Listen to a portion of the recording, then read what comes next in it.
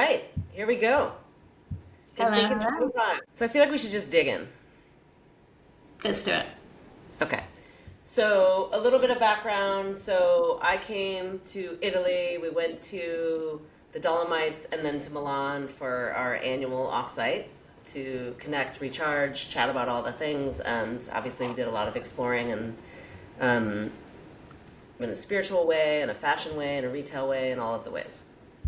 Mm-hmm. So fun. So I Nice time. think, yeah, I mean, it was amazing. There's a couple of things that really stand out to me, and one of the things I wanted to start with was the retail experience. I wanted to kind of highlight this because I really like I can't think back, and we highlight these. This is kind of what we live by. Of like that's an amazing retail experience. That's an amazing retail experience, and I honestly can't think of one that's been like this has been really blown us away in the past like 5 years. Yeah, I mean, so the retail experience you're referring to is the Officine Universelle BULY. Like, Yeah, I I wanted you to say it because like I would just yeah not say that. it doesn't flow. So I'd say the probably the only bad thing about the experience was that Yeah. we don't know how to talk about it. But If they could give me it, because you can say that properly, this is actually fair enough, right? If they could give me a way, like I could feel good talking about it, like I could say like officine bully or something like that, I would still feel okay. That would right, probably be obviously universal bully, but like even that, like even in a French way, like it doesn't roll. But actually, the only other thing, maybe this was perfect and maybe it was bad. You can tell me how you felt about it. But we were walking through Milan, and I'm dragging Kirsten there, and I'm like, "This is the place. Like, we gotta go here. I really want to see this in person. I've been so excited about it for so long."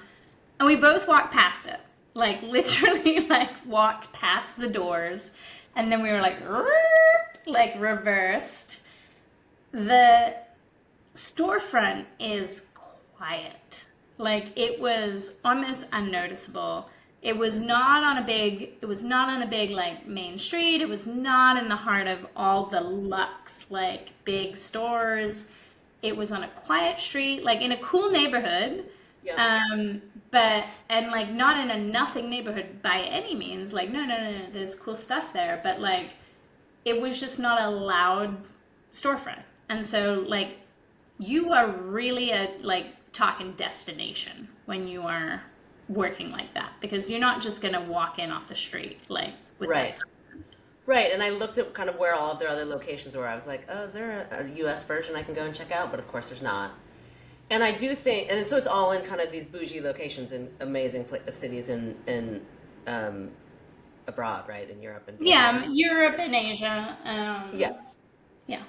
So I assume they're going to be in similar places and similar doors is my point, which are beautiful and integrated. Like you wouldn't, the one in Paris I think is in the Marseille. Like you wouldn't necessarily notice or stand out. But is there some type of way, like not right for the brand, but like a red door handle or something to be like, oh, this is it, kind of you're here, or a beautiful hanging sign, like something that where you connect that isn't necessarily loud, is still on brand, but does differentiate Yeah. in some way. Yeah. I mean, I like it did feel like a secret, like, but do you want that? Like, I don't know. Like I've been excited about this brand for quite a while now. So like I Yeah. was like buzzing when we got there and like the fact that it almost didn't feel um known felt Yeah. cool. But Yeah. it is like I do really feel like it's like there were those stores were packed that day. Like it Yeah. was busy. And they had people coming in and they had really engaged Yeah. people. Like they definitely had people who knew what they knew, but it's just such a cool place. Like more people should be in there and experiencing it. But maybe Yeah. All they right. don't want that. I don't know. Maybe they don't need it. Yeah. Well, so let's get into the experience. You want to give a little background on? Yeah, I mean, I've been following them online for a long time. Like, one of the founders anyway, is like a cool brand guy. Like, he has a Swiss like hotel now that I'm like, now Have I'm to. like, I've been wanting to go since he opened it, and I was in Switzerland, but now, I mean, I'm not far now, but like now I'm Yeah. like, like borderline obsessed with the idea of going within the next 6 months. Yeah. Um, And yeah,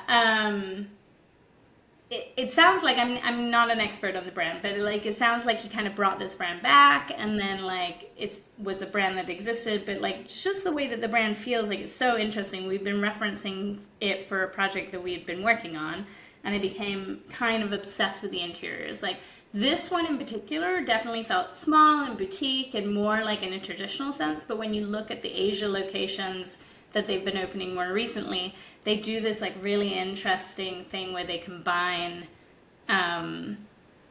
like old and new together, and I think that's the sensibility that I really loved. It felt like they felt like excited when you were in there. Like it felt like there's all this like cool old thing. So it's to Yeah, it's backtrack. super old school. Yeah, it's old Longwood. school, but it's like it's a Longwood. perfume, it's like a skincare brand, but they also have all this cool like Japanese like skincare things, the like tools and things and like combs. It's very hard to describe if you haven't been on there. So Well, I'll link in the bio to like link in the thing yeah. to like all I of feel their. like the visual and the essence of the brand and certainly kind of the store design is very kind of old school. A lot of wood, a lot of, I don't know if it was brass specifically, but like just very, nothing kind of modern about it. But what was modern about it, I think, were the pops of color, the graphic merchandising, and then the graphics of some of the products. Like some of them were done in a little bit more of like an kind of vintage, iconic way that was kind of you would expect, and then some of them were done in a way that pushed it a little bit more. That was a little bit more kind of not modern graphic, but maybe a little bit more playful. And I think it was more Yeah. that juxtaposition But that was even cool. in the product choices, I would say there was play. Like Yeah. some so like as you walk in this particular location, you've got this like amazing wall of like really beautifully curated combs, and then they have like the display of how you can customize them. And then you have this cool perfume, like, so a lot of what they do is scents, and so they have like this perfume station, but they divide it into floral scents and vegetal scents, and they have this amazing like glass thing that spirals, and you press the knob and it like puffs out, and it was just like The the scent. tester, how to Yeah, actually it's try like it. it's so romanticized, So like it's romantic. Yeah, so this like. beautiful, this large thing that you go and And smell. yeah, Yeah, and you put your nose to it, or you can like even just put like people were putting their wrists to it, and it was just like right. really, really beautiful. Yeah, And then you get to the cash wrap, and like in the cash wrap, like there's this display of like, and again, like this array of like combs and tools and brushes, but so many of them are Japanese, and the shop assistants, like they really know what they're talking about, so they gave you like a beautiful like description of everything. And then on the other side, like again, it was a similar sort of setup, but like more oils and creams, and then a beautiful merchandising situation. So like it was just so interesting, like the choices, like there were price points for everybody. Like I walked in there and it's like, okay, you want to buy like some sort of perfume or scent, like yeah, maybe you're talking in the 300 € like range. But we also have like an $11 little like comb to like comb your brushes. And we have like this like cool, I don't know, lymph drainage thing that I got for my face because I couldn't help but buy something in the really store. amazing. Um, and like that's Japanese, and they tell you all about it, and the producers, and da da da da da. Like it was just so well done. Like Yeah, everybody felt welcome there, and in a really elevated.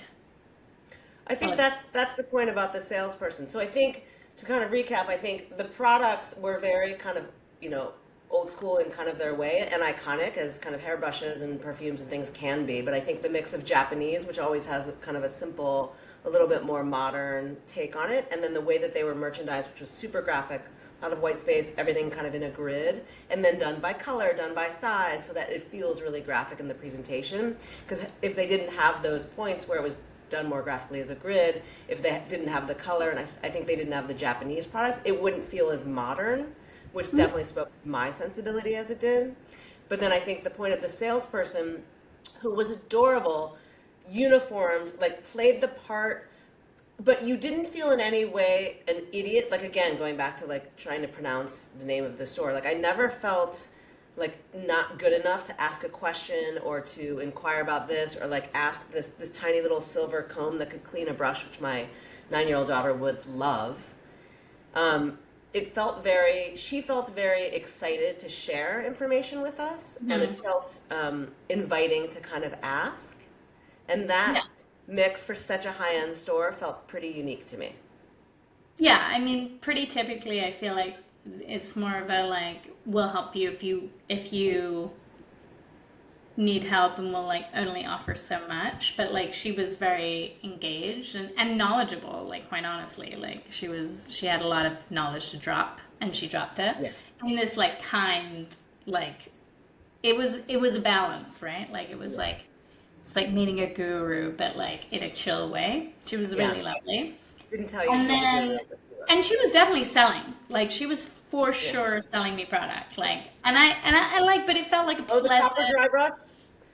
Right. I bought the copper dry brush. I mean, I knew going in like I needed to go through the full experience. Like there wasn't a way that I was gonna walk out there not buying something. So maybe she knew that and she could sense that from me. But like, but I will say like, you know, she was just doing it in a very natural way. And then like she saw that, so as I was checking out, someone else was checking out, and they were customizing something with calligraphy for this person, because certain products they like do a calligraphy label for the actual product. Amazing. And she was like, what's your name? And she did a calligraphy label. Like, so here's the bag. I mean, like this bag is like, it's amazing. Oh, the bag was, yeah, the packaging. Yeah, let me fold it down, because obviously Harriet Okay. was like, do I need this bag? But the calligraphy was amazing, you know, and she went Yeah. over to the desk. Yeah, and I mean, I'll post pictures of it, but like she did calligraphy of my name, like of course, like it's just so thoughtful. And then the bag was actually like a box. It was a box, yeah. I mean, I'm like, oh my god, how do I ever turn this back? Yeah, just you'll post pictures of it, but I just think like everything about it again stood out, not like, you know, yelling and screaming in a way, but just in a really differentiated way that felt Yeah, very it just thoughtful. felt like really thoughtful, like super well done. She went over, like she described how they do the combs. Like I could imagine buying myself that as a as a gift for a friend who's having a baby. Like what a more like what like so much nicer than buying those like cheesy like, you know, like plated copper or silver combs that everybody gives everybody, like that you don't want, like that I definitely have. Like Yeah. what a much nicer version of that, or like a lovely gift for somebody. Like I don't know, like it felt right. And I do think like I think like one of the things that I would question is like beyond novelty, beyond that one like kind of like touch point experience, like what are the things that you could have that like, or do they have that like make people show up? I mean, obviously perfume and like scent is so big right Yeah. now. So maybe they're just riding this wave of like, this is perfect, and the scents were nice. But like, I do wonder like what keeps you coming back? Like Yeah. what turns it from novelty into like loyalty? I think that's a great question. Because they had like they had a lot of the products that like let's say Aesop has, right? Like I liked that they had a mani and a pedi lotion. I'm not sure if like the actual ingredients are the exact same, but I liked the differentiation of it. And then they stood on the top and had this beautiful kind of ring to open and close it. But, you know, what is it that you would go back necessarily for? Right. Other than But a 56, I mean, maybe a $56 lotion is keeping them alive, but probably not. So, like, but I do think, like, the novelty of it is probably working for them. But I do wonder, like I think of the Hermes, like, scarf thing, or, like, the certain thing, like, their bags, like, these iconic bags. And obviously, like, that's easier in some ways because it's, like, something that you're carrying around out in the world. Yeah. But like, and I will say like the scent that I wear, like people ask me what it is, and it works, right? Like it's not from there, but like, so maybe that does work for them. But like, I do wonder, like from a longevity play, like how can they kind of like go like get out of being a novelty? and more into like something that you want all the time. Fair question. Yeah. But yeah, amazing store experience. Like multiple people that I've talked to about the experience, like they're just like, no way. Like, and I think like there really just is no one investing in experience that way. Yeah, yeah. And the store experience, like not like the kitschy, like, oh, look, here's a crazy thing we're doing at the mall, like really beautiful, soup to nuts, like as soon as you walk in the door, throughout the entire customer experience, the salesperson, how it's presented, the packaging, the calligraphy, like literally we can identify, oh, that salesperson was great. We had a great sales experience in Levi's of all places, but the store experience was crap. So I think, finding that thread throughout. It's hard to do. Yeah, it's really hard to do, and I think we have. I will say, I think their Instagram is not bad. Like it definitely like pulls you in, but like their online like experience, like I don't think has the magic of that store. So I think that's another opportunity. Like I personally don't think you buy that brand for the first time online. Like you just don't. For sure. But I've already told like 5 people about the little thing that I bought. Like it was like $50, so like, it's not going to keep them alive again. But like those 5 people are like, where do I buy this little suction cup thing for my face? Yeah. Like I want it. Yeah. And then I'm like, I wish it felt like more like the store experience. Like I wish it romanticized this thing in some way that felt akin to what I experienced. Totally. And I think there's 100% ways to do that, almost like a surprise and delight. But they're for sure not doing that. For sure not doing that on their own. And perhaps the investment's not there, like not needed, but because it's not what you're purchasing, but it for sure feels like a missed opportunity of like, if you are this novelty place, then you're relying on the novelty spreading, right? And like maybe this person is in Milan or near Paris or, like next to Shanghai, but like, if you're not, then how do you get that in LA? Yeah, right. But I think for we know that there's always a huge U.S. customer base. That there's got to be an opportunity there. But for sure, we walked out delighted and sharing it. It was amazing. I was like, yeah. It delivered on all the levels. Should we talk about a store that did kind of the opposite? Sure. So CEZANE, which is a brand that I love. I just want to say, like, no disrespect to CEZANE here, because I do love CEZANE. Online experience, premium. I do love the product generally. Womp. It was. So. I was so excited because I've never You actually were the one who were like really initiated us. I was like, I don't know. I mean, maybe we don't need to go there. Like, I sort of felt like it might be like a Zara experience. It wasn't like a Zara experience. No. So I'll give them that. It was not a Zara experience. Like, it didn't feel fast fashion. It didn't feel. The store's in the right location.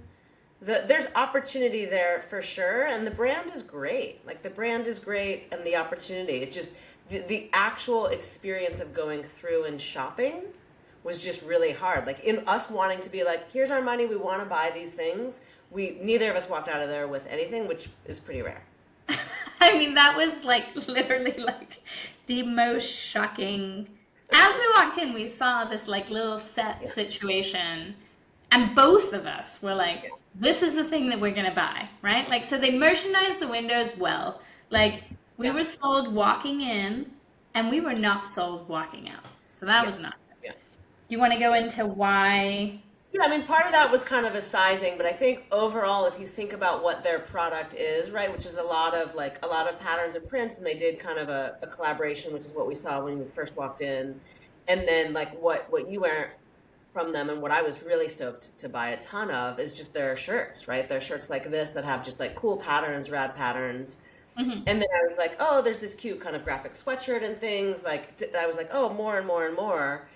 And the reality is the way that they were merchandised were, I'm all for like super sparse, as you know, merchandising. Like, let's not do a lot, let's not do every fucking size, but let's do it in a really elevated way. But that's also shoppable. So, I've got an issue when, and I understand why you do it from a visual standpoint, but they had all of the shirts in kind of the in the wall in the back, right? Yeah, that wall. Which had a tabletop in front of it that didn't have enough room to kind of move, and there was constantly somebody refolding, putting the paper back in the shirts, and you wanted to go in and touch it and grab it, but you kind of couldn't because then they'd have to have this pile and all you really needed was just give me one fucking rack of each shirt in a size small or medium or whatever you want it to be in, so that I can see it, I can do this, and I don't have to take it out of the paper and go through this whole process to be like, I love this one, okay, I know I'm a size small, give it to me in that, and that.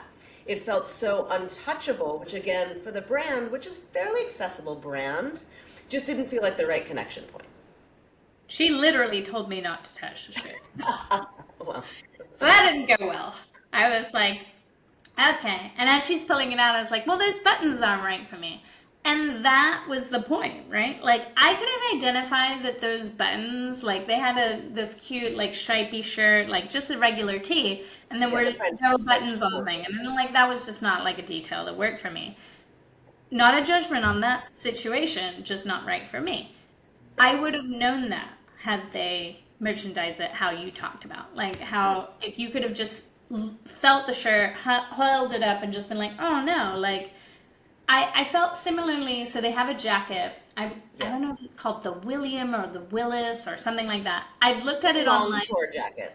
Yeah, it's a long chore jacket. It's actually quite a nice jacket. It feels really great. Like, fabric feels really nice. Yeah. It's the first time seeing it in person. It always like feels like, do I need it? Do I not need it? I was there. I was like, of course I need it. It was on the rack, and it was buttoned all the way to the top. These buttons are not made to be buttoned. Like, it's a chore It's a jacket. heavy jacket. It's a heavy jacket. Like, it's not made to be buttoned up. Like, no one would ever wear it like that. Literally almost broke a nail trying to, like, get this thing unbuttoned. And, like, gave up multiple times and then was like, no, and I was like, this is not flow. But, yeah, like, then I tried it on. It wasn't the right size. Like, if you're going to have also an iconic piece like that, like, they have this every season, every time. They have multiple colorways in different seasons, fine. Have at least one of the jackets in every size. You don't need to have every color. You don't need to have everything, like, out. But, like, I got it off. I almost broke a nail trying to do it. And then I was like, am I a small or am I a medium? Like, Right. And that was just a really frustrating, like. Right. But that could be a rad display of, again, you could show all the different colors at the same time. You could do the sleeves this way. You could put something on underneath. You could do a scarf around one. And you would just see it and, again, be more compelled to be like, oh, well, that's a rad jacket. I would have been like, oh, the blue one? Yeah, I'm in. Right. I mean, you might have bought 3 at that point. 100%. 100%. I mean, we were there to, like, shop. Like, we were in the zone. Yeah, and things need to be double exposed. Yeah. Things need to be double exposed, more accessible, but from a visual standpoint, for sure. Like, even the wall of sweatshirts that I saw, which, I need another graphic sweatshirt, like I need a hole in the head, but I was like, oh, these are rad. But again, the sizing and then the actual old school paper, you didn't feel like you could in any way connect with the product. And that was for sure. So they did have the chore jackets in the other size, but again, they were folded. And this lady was like, which one do you want? And it's like, well, at this point, I want none. Yeah. So it wasn't a great experience. We didn't even get into a fitting room, which is saying a lot for us. Yeah.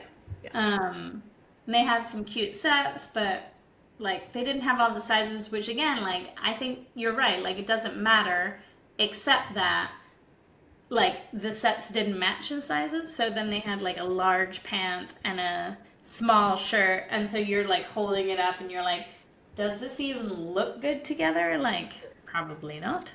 But that's also where a salesperson could come in and just like, there were enough salespeople in there and few people in there that somebody could have just been like, oh, you like this and this? Let me show you. I have this in a size, whatever, and this in a size, so that you could actually figure out what your sizing was, and then just.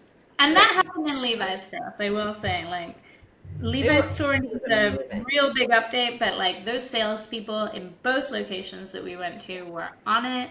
nice, kind, available, and willing to like stock that fitting room with like just say like, hey, what do you? I'll meet you in the fitting room with.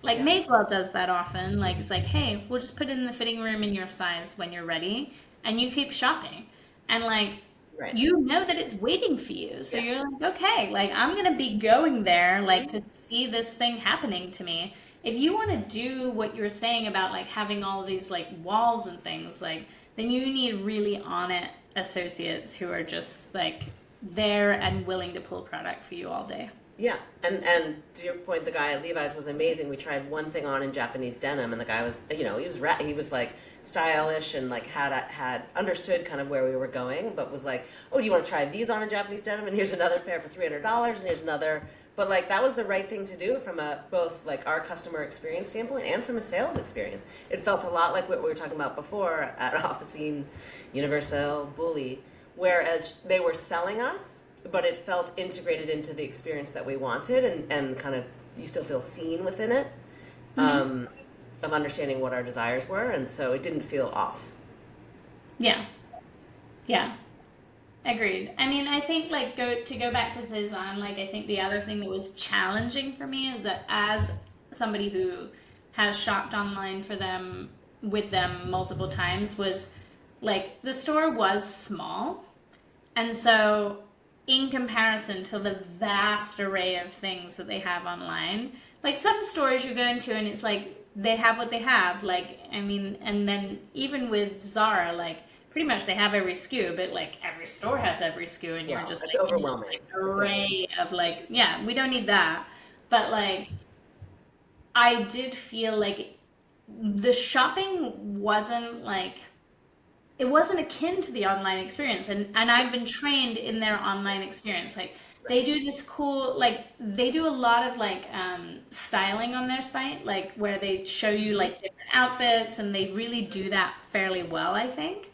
And like that was not at all how that store was. Totally, Like but like a row of rad mannequins all styled in a different way, kind of a la, there were only mannequins in the window. Zara.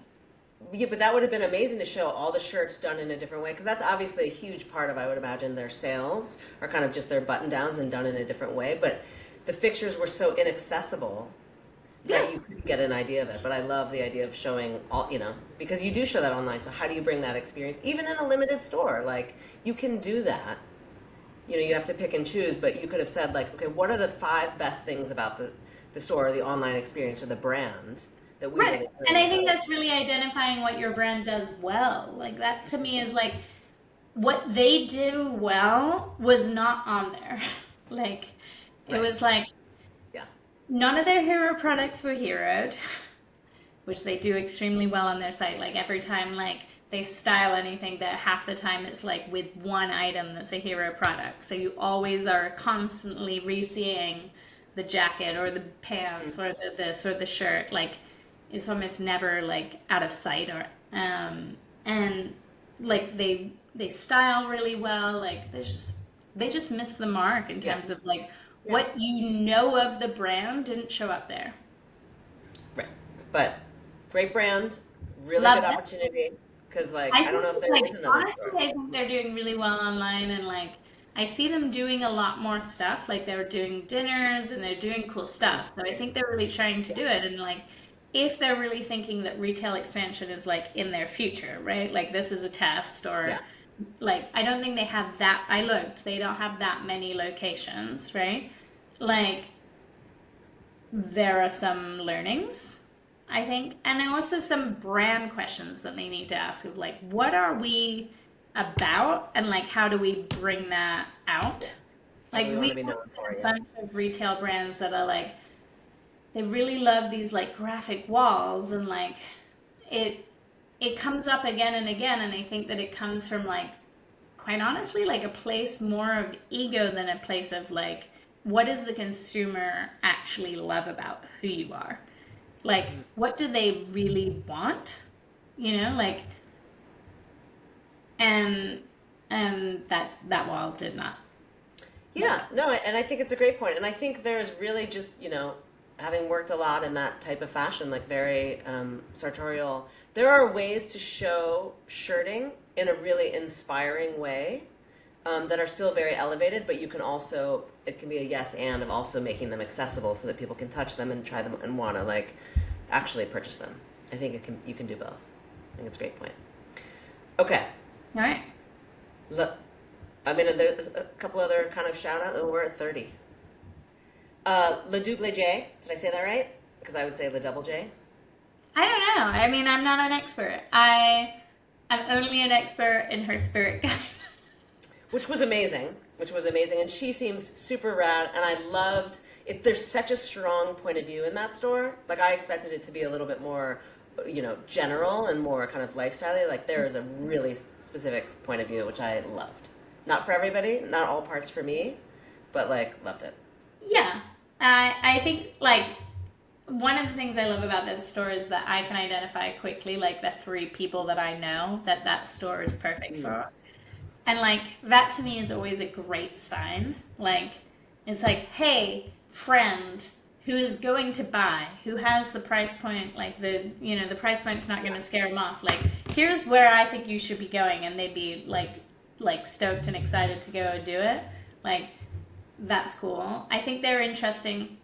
Oh, I wanted to mention this. It relates back to Cezanne, actually. So they recently did a collaboration, like a men's collaboration, because I think they're thinking of moving into men's, which I think is fascinating. Like this print space, and I think like seeing like how men are sort of like, like I think dressing is kind of like it's gone in this very like, again, sartorial sort of way. Yeah. And I think as you see that, and not to generalize, but if you look at gay men and like use them as a barometer of where things are going, like they're going to get more and more like engaged and interesting and take more risks. And like I think like the things that they're coming out with like are super interesting. And to that end, like Cezanne, I did not know had a whole men's line. Oh, I didn't know that. It's called Octobre. Oh, right. We looked at that. But the funny thing, and I don't know if I sent you a picture, was the collaboration that you're talking about, Dula J did. I saw it when I was in New York over the weekend. Like, I literally walked by that store's windows. And at Pride weekend. Yeah. So much sense. Right? And it was perfect. It was like, oh, again, like, there it is, and it was the perfect audience, and it was beautifully done, and it was, again, reiterating the brand and presented in a really nice way. I'll send you the photo that I took I will say the way that she does like displays, like when you were in there, like there was all these beautiful handcrafted paper things that were like super well done. Like what they did at Milan Design Week was beautiful. Like she's really like doing it, like the home, like it really is a world, and she's really built something beautiful. But like what I really resonated with was her spirit guide. Like I felt like I knew her. Like I was like, okay. Yeah, I think it's really fascinating. Like the coffee table book, I love because it's one of those inspiring books that a ton of people have done, but I still like will fill my bookshelves with it. But it was done in a really thoughtful way with just more than just inspirational quotes and photographs and things and beautiful materials and things like that, which seems like, it's always beautiful to see a brand where you can feel that come through in everything that they're doing, from the actual product design to the store experience to something like a spirit guide to something like a collaboration that I happened upon in New York. And why would I see that? Why would that stand out to me? Yes, it was bright prints, but it was also, again, that brand, the way that it was done was just really thoughtful and done in exactly the right way. Yeah, amazing. I love that you saw them in New York. Yeah. So fun. Yeah. Perfect. It's great. Flow. Finding out a lot of flow. CORSO COMO, such a beautiful experience for me to go in, and I really think I think this is the last of kind of those experiences that we've seen, right? Where else now? Like it reminds you of Jeffrey's, of Louis', of Barney's, of like all of these really beautiful stores that used to have a really strong point of view, only high-end designers and up-and-coming emerging designers, and just merchandise in such a beautiful way that are kind of gone. The only one I can think of, honestly, is Dover Street Market that's doing it currently. And that is just very different. But like to me, what stood out was just the brand. Like you're in the cafe and the coaster is branded, and it didn't feel like, ooh, like sometimes like I love the Ralph cafes and I love that whole bit, but like when you're in there in the coffee shop in New York and you're walking around with this like little like Ralph cup and you're like, am I that person? And you never, I mean, maybe it's just that I'm not there all the time, but I never felt like that was that moment. Like, Yeah. there were lots of cool people there, and like, you'd be proud to like walk out with the bag. And all the they had so many tissues and so many like different wrapping papers, and like So good. all the brand done in so many different iterations, and like it was such a cool brand movement, like the checkout, like it was really well done.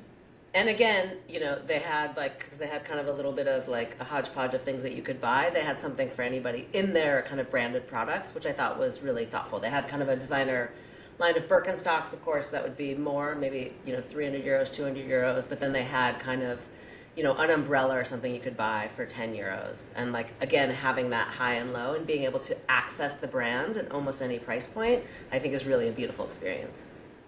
Mm-hmm. Yeah. I mean, they also had like cool candles. I mean, like $65 candles, like not candles that you're just like buying every day. But I was like ready to buy one of those candles. It had giant nuggets of crystals like sticking out of it. It was a whole vibe. Yeah, yeah. I did not. I was responsible. Well, I mean, yeah. As responsible as one can be. All right, we're at 36, so I want to cap it soon. So this isn't huge thing, but I think we just need to mention ZARA Home because that was something that we did kind of hint to and was an important, destination within our travel guide. Yeah, I mean, yeah, I was like, are you going to go with Massimo Dutti or are you going to go ZARA? Massimo Dutti is such a rad brand, and I think you said it perfectly that like it's such a clear experience designed in that space. And again, being in New York for the weekend, and then I did all the shopping with Karen, so went to all of those stores again. And there's no Massimo Dutti in New York, but what they have carved out in that space to feel so elegant. And it's changed. It's changed in the last 5 years. It was not there. Yes, agreed. Well, that brand's been around again forever. Yeah, but I'm even saying like 5 years ago, it was not so elevated, so elegant. They've really done a pivot, and you can see it. And like, okay, so to segue into the ZARA Home thing, like I thought it was fascinating, like going into ZARA Home, I was like, that was like literally one of the reasons why, like, I was like, we need to go, we need to see this experience. Like, yeah, like, okay, it's like, it's fast fashion, like home, but like, I thought they were going to do something really cool with it. Like, I was really excited, and it just didn't. I could have bought a lot of things. Yeah. To be honest, I think one of the things that's challenging with home, and I do think this is something to think about, and I'm sure that this is the case at IKEA, though I do think when you go to IKEA, you're like on a mission, and you come with a car, and you have like a mental like load of what you're gonna do, and then you end up getting half of what you thought and half of what you didn't think. Right. But like, home is challenging to shop, I think, because like, what are you going to be carrying around sheets for the rest of the day? Like, that's a pain in the ass. So like, it's almost like you're shopping, like the point is to get you to shop online, right? Like, I picked out some like cute like garden furniture. Eventually I found some like cool Italian brand that I'm now like jonesing after, but like, that's how that goes. But the product was not terrible. It was very bland for ZARA. Like, it felt more like a Muji. Like, to me, like, it felt like clean. Like 95% of things were cream. Like, muted colors. Literally a cream or a taupe. Cream. And then like occasionally you'd find a taupe and a green thing. I don't need my house to be bright. Like, I'm all for a neutral home. I do. I mean, you obviously, look at you. But like, like they just didn't even have those things on there. And I do know that they have them. Like, and I think that like, it's like, why are you going to ZARA? Like, why am I not going to Muji?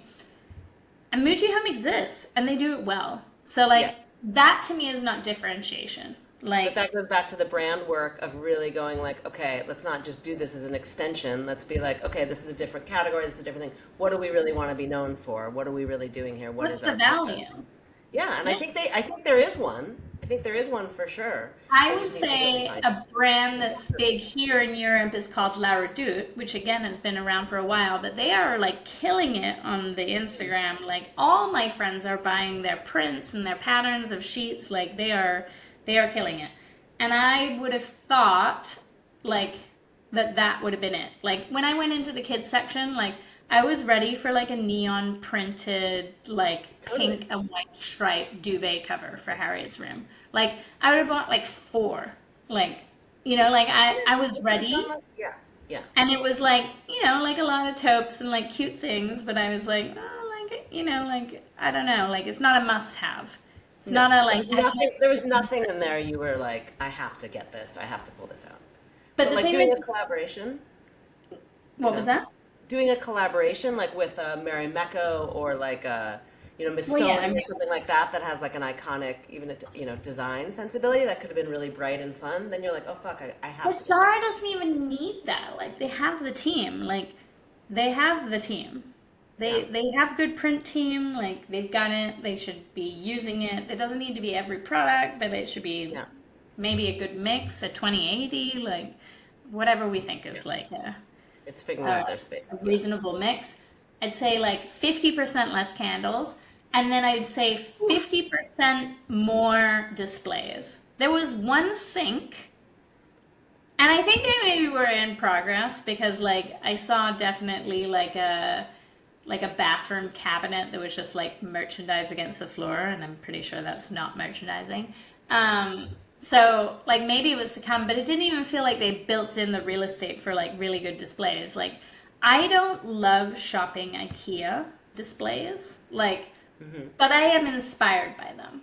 Like, Yeah, so that's as I'm walking through, I'm like, ooh, ooh. Like I don't shop those rooms because they almost never feel like me, but like I yeah, do see them peripherally, and then I'm like, that thing was cool, like, and I think that they're an opportunity to like highlight some of your key pieces, like, yeah, and maybe it's just that they didn't have key pieces because that's what I was reading in there is that they didn't have any like cool things that you were like, oh, like this is unlike in their clothing stores where you're like, I want that out. Like it was very clear that one of their key outfits when we were in there today, like this week, was like this pajama kind of set oh stripe yes, thingy, right? oh yes, Like every store we went into, they had it yeah, like totally. prominently displayed. It was here. It was like And it's the right thing. Yeah, and that to me is what I'm saying is that yeah. I didn't know what I was supposed to buy when I was in there. Like, what am I supposed to be buying? Apparently, it was a nail brush. Well, I did buy a nail brush. And then I was disappointed that I didn't get the one in, uh, in Exactly. OFFICINE Yeah. because I'd already bought the one in Zara. Right. So that's not a Yeah. great sign. And I will say they didn't cost that much different. Like there was maybe like a 10-euro difference between those two brushes, and I would have felt vastly better about spending the extra 10 euros at the other place. So 100%. 100%. serves me right. Opportunity. Know Yeah. your brand. Figure out your space. Yeah, I think they have a lot of. I think if they did it well, like, and maybe they're Oh, they doing could well. kill it. They could kill it. It Their wasn't even online, on my radar. I will say that their online experience, they have this feature, and I think this is like one of the coolest features I've seen on a website in a long time, is that you can zoom from like a 2 up, like so giant. So, like imagine you're seeing like two pillows right next to each other from like a comparison perspective. And then you can zoom down to having like 10 maybe like products side by side. So you can see the whole of the pillow section on one screen. Like I am talking desktop experience, but like when you're buying home, I think you are on a desktop. I think you're both. I think you're moving like back and forth. At least I am always. And it's funny because somebody was like, why on earth would you want that? And I was like, because I want to see the colorways that they have, and I want to see all the options, and I can tell if I like a stripe or I like this or I like that from very little detail. And then I can zoom in and see what I want. Yeah. And I I mean, love Zara's online experience, bar none, Zara's online experiences, and they're always Yeah. updating it, and they're all, like they're putting the money there, they're putting the investment there, and they're doing it, and it absolutely must pay off because and then actually that store, not talking about home, but Zara, the easiest way to shop that is online for sure. Yeah, I mean, if you want a brand to look at for online experiences, it is always Zara. Like photography, Yep. like If they're working with great photographers, like they're putting the investment behind it.